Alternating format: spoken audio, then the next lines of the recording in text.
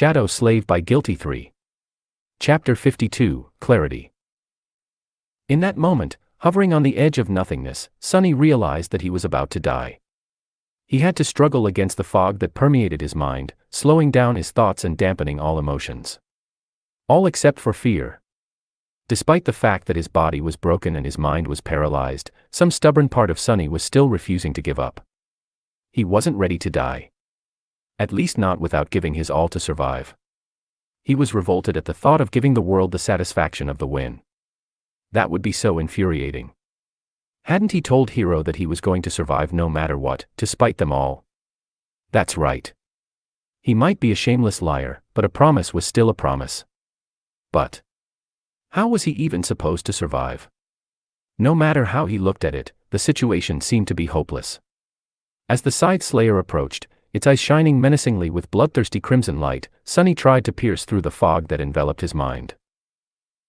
However, his attempts were aimless and weak. It was hard to find purchase in the fog. He needed an anchor. Suddenly, a simple thought caught his attention. It was something that he had repeated 1,000 times, burning it into his mind.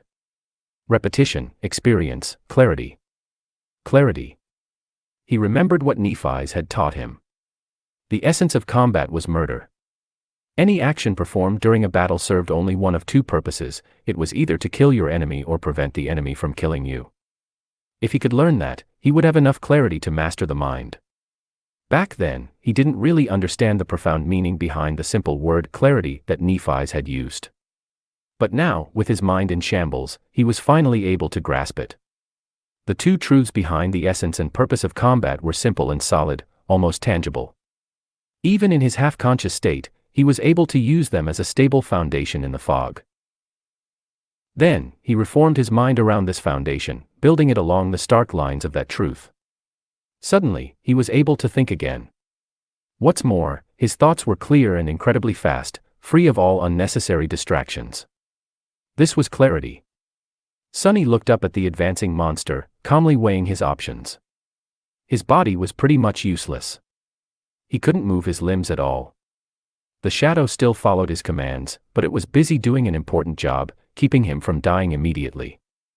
Even with its help, he wouldn't be able to last long. But this was a useless thought. He couldn't do anything about it, so there was no sense in wasting time considering it further. With his body immobilized, memories couldn't be used. That left only the echo. The carapace scavenger was going to have to be his only tool to either kill the enemy or prevent the enemy from killing him. The monster was quickly approaching Sunny. Its mandibles moved, viscous saliva flowing down from them in a torrent of transparent mucus. In a flash of lightning, he was able to see and instantly register every spike, every scratch, every abrasion on the creature's carapace. The handle of Changing Star's sword was still protruding from its body, washed in azure blood. What an ugly bastard. Sunny was being hypocritical. Truth be told, with its black carapace painted with crimson patterns and a mighty body specially designed for mayhem and slaughter, the Scythe Slayer looked striking and incredibly menacing. It was almost majestic, in a terrifying, murderous kind of way. Unable to move, he had to look helplessly as the monster closed the distance between them and loomed over Sunny's broken, bleeding body. Its sides rose into the air, ready to strike down. Looking right into the monster's burning eyes, Sunny thought, "Go to hell, you overgrown bug." The scythe shot toward his body. In the last moment, something massive and furious rammed into the monster from the side, throwing it away. It was Sunny's carapace scavenger. Not bothering with its own safety anymore, the echo entwined itself with the enemy in a chaotic mess of limbs as they rolled on the ground. Despite the fact that it was smaller and weaker, its crazy assault and complete disregard for its own life were enough to give the bigger monster some pause. The echo lashed out with its pincers, ramming them against the creature's carapace in a crazy whirlwind of blows. For a moment, the howling of the wind was drowned out by the clamor of chitin striking against chitin. The Slayer's carapace mostly held, but a couple of cracks did appear on its black surface. However, it was still superior to the scavenger in every way. Even with one of its sides pinned awkwardly under its body, the monster was more than able to repel the sudden attack. With an angry screech, it sliced with the other scythe, cutting one of the scavenger's pincer arms clean off. Then, it strained its legs and threw the smaller creature away. In the process, the rear leg that was already wounded by Sunny broke off, but the monster didn't pay it any attention. Burning with madness and fury, it untangled its limbs and slowly stood up. Another deafening screech resounded in the howling darkness of the storm, hurting Sunny's ears. Now what, he thought, momentarily lost for ideas. But then, something very unexpected happened. As the Slayer moved to finish off the echo, it had to slightly raise and lean its torso back to account for the loss of a rear leg and keep its balance. At that moment, a bolt of lightning landed right in the middle of the small island. With how tall the monster was, the lightning was immediately attracted to the handle of the sword that was still sticking from its body, aimed at the sky at a slight angle. At that moment, Changing Star's longsword suddenly became a lightning rod. Instantly, hundreds of millions of volts of electricity coursed through the Slayer's body. In a blinding flash of light, it was thrown to the ground. Wisps of smoke rose from the cracks in its carapace. In a strange turn of events, arcs of residual electricity danced on the monster's chitin, slowly accumulating on the crimson patterns on it. Under that influence, the crimson pattern changed its color, becoming white and incandescent. Sunny stared at all this in bewilderment. It's glowing. For a second, he hoped that the monster was dead. But no, a single strike of lightning was not enough to kill a creature like that. Just a few moments after being electrocuted, the Slayer moved, slightly shaking its body. Although it was in a rather bad shape, it was still alive and full of murderous intent. Looking somewhat dazed, the monster gathered its limbs and tried to stand up. Slowly but surely, it was coming back to its senses. The bone scythe scraped against the rocks, helping it rise. However, before it did, Nephi's was suddenly right in front of it. Grabbing the hilt of the longsword, she grimaced as the heat burned her hands. Then, she twisted the blade, making the Slayer's body twitch, and pulled it out, breaking apart a large portion of its lower torso armor. The monster tried to slash at her with a scythe, but Changing Star was quicker. Dashing to the side, she simultaneously lashed out with her sword. The glowing, white-hot blade caught the creature's arm right below the joint and cleaved through it, sending the terrifying bone scythe flying through the air in a rain of azure blood. The Slayer screeched and swatted her away with one of its legs. Nephi's was thrown back and rolled on the rocks, losing her grip on the sword. Her eyes momentarily lost focus. The monster, on the contrary, was back to its senses. It seemed as though the sudden pain of losing a limb had shaken it wide awake. Raising to its full height, it opened its ugly mouth and let out a deafening, enraged shriek. Then, it lunged toward Neph with all-consuming hatred burning in its eyes. But it didn't get far. Right as the livid monster was beginning its attack, the battered echo appeared in its path. Its one remaining pincer shot forward, plunging into the wide gap in the armor created by Changing Star's sword. Twisting its arm, the scavenger pushed it inside the enemy's body, wreaking havoc on its innards. In the end, it even lifted the whole monster in the air a little, its pincer going in almost up to the shoulder. The Slayer lashed out with its scythe, piercing the echo's chest through. Then, it twitched a couple of times and fell still. The scavenger screeched angrily and jerked its pincer, tearing the bigger monster's torso clean off its carapace. Proudly giving the eviscerated enemy one last look, it then staggered and collapsed to the ground. Sunny tiredly dismissed the echo, hoping that it could survive. He wasn't feeling too well. In fact, he was pretty much done for. You have slain an awakened monster, Carapace Centurion. The spell's voice fell uselessly on his deaf ears. It sounded distorted and distant. You have received a memory, Starlight Legion armor. Your shadow grows stronger. I won. Sunny closed his eyes, finally allowing pain and exhaustion to flood his mind. The fog was back, making everything feel like it was happening to someone else. He was tired. And he couldn't breathe. Drowning in blood was not very pleasant. As his conscience began to slip, he heard the sound of someone's hurried steps. And then, two soft hands gently touched his face. Chapter 53, Immortal Flame. Somewhat surprised, Sunny struggled to open his eyes. As his vision slowly focused, he saw Neph's pale face looming above him. Her short silver hair was wet, sticking close to her skin. She was standing on her knees beside his broken body, caressing his face with her hands. In her eyes, there was a strange expression. It was as though she was frightened but resigned to something. Her pupils were wide and dark. What? Greeting her teeth, Nephi's moved her hands to his collapsed chest and pressed them lightly against it, causing a pulse of pain to radiate through Sunny's body. Then, a soft, radiant brilliance suddenly ignited beneath the skin of her palms, reflecting in her gray eyes like two dancing white sparks. Almost immediately, Changing Star's face contorted in a grimace of excruciating agony, and she let out a terrible, muffled scream. Her skin became white as a sheet of paper, and as she bit her lower lip, drops of blood soon rolled to her chin. As the radiance grew in intensity, Nephi shut her eyes tightly, tears streaming down her tortured, bloodless face. Sunny, on the contrary, felt like he was in heaven. All pain disappeared from his body, replaced by gentle, all-encompassing warmth. He felt as though he was being cleansed by something pure and sacred. By a white, pristine, purifying flame. Under the influence of the flame, his dying body began to repair itself. His shattered bones were reassembled from the shards. His torn flesh regenerated and became whole again. His collapsed lungs and damaged heart were brought back to life and rejuvenated, instantly turning strong and healthy. Suddenly, he could breathe again. As his chest moved, drawing in a new breath, Nephi's flinched away with a harrowing moan. The white radiance beneath her skin dimmed and disappeared, letting the darkness return to its rightful place. Crawling away a few steps, Changing Star stopped, standing on her knees and hands, and violently vomited. Her whole body was shivering uncontrollably, as though on the verge of a seizure. As the shivers died down, she slowly lowered herself to the ground and lay there motionlessly, catching the raindrops with her mouth.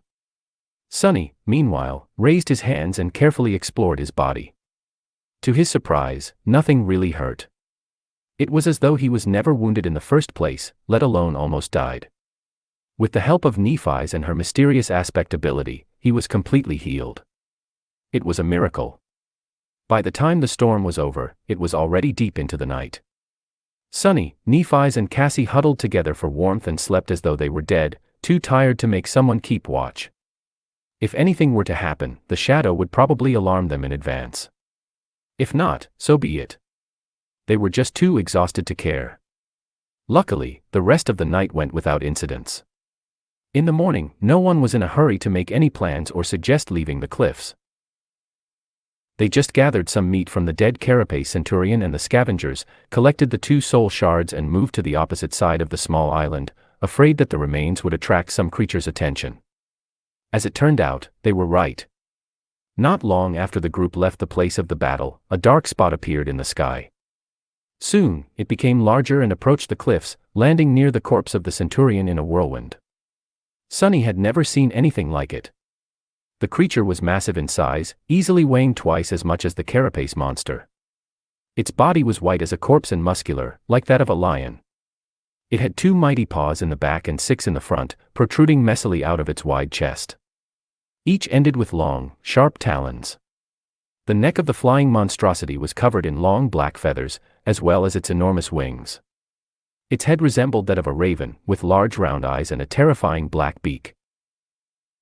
While they hid behind rocks, the creature feasted on the dead Centurion, easily breaking its carapace apart with its talons and beak.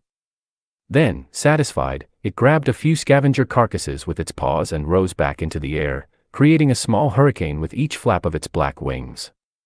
The creature left the cliffs and flew back the way it came. It was moving west. Following the black dot as it disappeared into the distance, Sunny sighed. Neph. What do you think that thing is? Nephi's was also looking at the sky. After a few seconds, she lowered her gaze. I have no idea. Sunny simply nodded and went about his business. He still had to perform his 1,000 strikes. After making a fire, they roasted the Centurion's meat and had a delicious, hefty breakfast. Then, stuffed, the 3 of them laid down and lazily rested. After fighting against 2 scavengers at once, running away and barely surviving the sudden flood, climbing tall cliffs in the middle of a storm and battling an awakened monster, all done in a single day, they deserved some time off.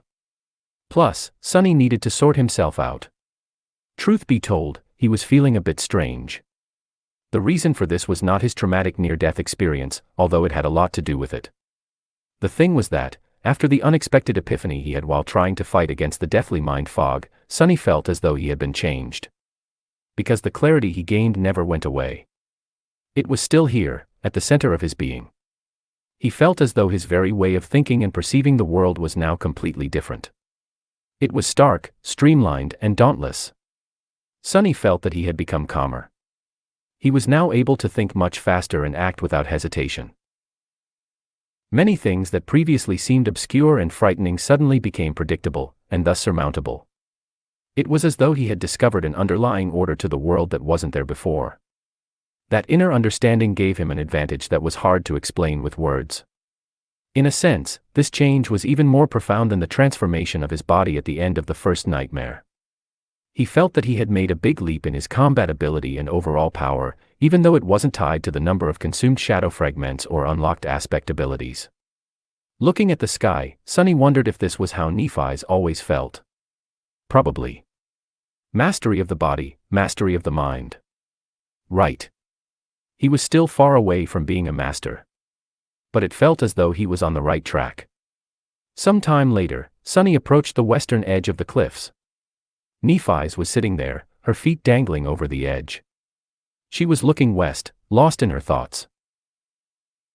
He sat down beside the silver-haired girl and followed her gaze, trying to guess what she was thinking about. Just like always, he failed. Changing Star was hard to understand. Sunny shifted, feeling incredibly embarrassed. Finally, he gathered his courage and said, "You saved my life twice yesterday." Nephi's glanced at him and turned away again. "I did." He hesitated, trying to find the correct words. In the end, he couldn't come up with anything and simply said, "Thank you." This time, she looked at him a bit longer. Her face was calm and indifferent. "There's no need to thank me. Without you and your shadow, we would have drowned before reaching the cliffs or been torn apart by a large group of scavengers after stumbling on them in the labyrinth." After that uncharacteristically long sentence, she fell silent and added after a while, "We're allies." Sunny nodded, knowing that she was right. Still, Nephi's went above and beyond to keep him alive. Even if he had also done his part, not everyone would have gone to such lengths to return the favor. However, he didn't say anything about it. Mostly because he could already imagine her answer. Staring right at him, she would stay quiet for some time and then say something like, "I just wanted to," or, "It is what it is," in a flat tone. And then there would be an awkward silence. With a subtle smile, Sunny looked away. A minute or two later, he said, "It's your flaw, isn't it? The pain you feel every time you use your ability." Nephi's was silent for a while before answering. Then, she simply said, "Yes." Sunny looked at her. Changing Star's profile was calm and distant. The wind was playing with her short silver hair. "What does it feel like?" She was staring into the distance. "Like burning alive." He sighed, trying to imagine what kind of suffering someone being burned alive would have to endure. As always, the spell was vile and cruel. "I'm sorry," he said quietly after some time. Nephi shrugged, not turning her head. "It's just pain." Sunny looked away, trying to hide his expression. Just pain. These might have been the saddest words he had ever heard. Chapter 54, Spoils of War. For a long while, they just sat quietly together. Nephi's was looking at the horizon, thinking about something only she knew about. Sunny's mind was strangely empty. From time to time, he would cast a glance inside his soul sea, observing the recuperating echo. The scavenger managed to survive its fight against the carapace centurion, even if it was just barely. Now, enveloped in a cocoon of light, it was flowing in the calming darkness of Sunny's soul and slowly regenerating. If an echo managed to retreat into the sea of soul alive, it would eventually recover from any wounds. The holes on the scavenger's carapace were already beginning to close. Its lost pincer arm, however, was not growing back anytime soon. Sunny sighed and summoned the runes. He decided to go over the spoils of the harrowing battle. Shadow fragments, 28/1000. Since it was his echo that delivered the final blow, the kill was considered to be his. Thus, he received 4 shadow fragments, 2 for each of the Centurion's awakened cores. The shards of the cores themselves went to Nephi's as per their agreement. She decided to consume one herself and give the other one to Cassie. The reward was sizable, but seemed disproportionate to the amount of trouble they had gone through to get rid of the terrifying monster. Ultimately, dormant humans like them were really not supposed to battle awakened nightmare creatures. No way, really, he thought to himself, full of sarcasm. It was just their bad luck that there was not a single dormant rank creature in this whole damned region of the dream realm. Sunny remembered his lofty plans of hunting weak monsters while safely protected from all their attacks by his Tier 5 awakened armor and couldn't help but smile bitterly. Who knew that the puppeteer's shroud would turn out to be merely a minimum requirement for survival, as opposed to a huge, odds-defying advantage? Still, that armor had already saved his life twice, so it was doing its job. Speaking of armor. He lowered his gaze. Memory, Starlight Legion armor. Memory rank, awakened. Memory type, armor. Memory description: born in the all-consuming darkness, 7 valiant heroes made an oath to return light to the cursed land. Time has erased their names and their faces, but the memory of the defiant oath still remains. Teacher Julius would have been ecstatic to be reading this stuff. The old man used to be an avid explorer and student of the Dream Realm's history before becoming a professor in the Awakened Academy and settling down in one of the most prosperous human citadels. He was still one of the leading researchers in that field, often irritating hunting expeditions with requests to explore this or that ruin. Sadly, Sunny had no idea when they would meet again. He cleared his throat and looked at Nephi's. Anyway, I have a present for you. She turned her head and looked at him with a bit of confusion. A present? Sunny smiled. Yeah. I forgot to tell you that I received a memory after we finished off the Centurion. Guess what type it is? He glanced at her expectantly. However, Changing Star did not guess. In fact, her expression did not even show a hint of curiosity. After an awkward pause, Sunny had to look away. It's an armor. So, give me your hand. Physical contact was required to transfer a memory. Otherwise, he would have preferred to avoid it for as long as possible. There had already been too much contact between them for his mental composure. In retrospect, being invaded by the healing flame was a strangely intimate experience. Not to mention the memory of her soft touch. Not that he had been in any condition to think about such things back then. Staring right at him, Nephi slowly held out a hand. Sunny hurriedly grasped it in his own, wishing to be done with this part of the process as soon as possible. Her skin was cool and soft. Trying not to get distracted, he willed the Starlight Legion armor to be expelled from his soul sea. One of the spheres of light disappeared from the Shadow Core's orbit. Immediately, he felt something akin to a spark of electricity moving through his body and into Changing Star's. She blinked and retracted her hand. Then, Nephi stood up, walked a few steps away from the edge of the cliff, and summoned the memory. Spinning sparks of light appeared around her. A moment later, they covered her porcelain body and turned into a black, skin-tight bodysuit made out of an unknown, durable material. It looked quite similar to the rubbery seaweed that permeated the area. Then, intricate pieces of pristine white plate armor materialized over the black bodysuit.